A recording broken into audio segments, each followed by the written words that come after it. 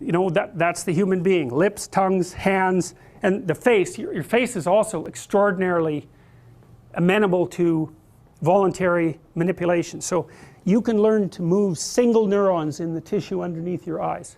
That's how high resolution your face is, and that's partly because it's a broadcast screen, which is why people are always looking at it, right? And that's why if you watch a movie, it's always concentrating on people's faces, is because they're just broadcasting what?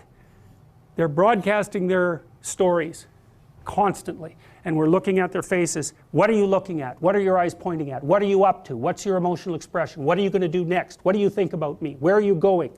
And you're like, you find someone who has had too much plastic surgery uncanny because their face is dead, because you cannot tell what they're up to. They've got this zombie-like aspect that's terrifying. And people like that, look, people like that got killed. That's why we're not like that, or they didn't mate. It's like you want to know what that other person is up to. And I told you already that's how the whites of our eyes evolved, right? Do you remember that story? Gorillas don't have that distinction between the iris and the whites, not like human beings. And our eyes are very sharp.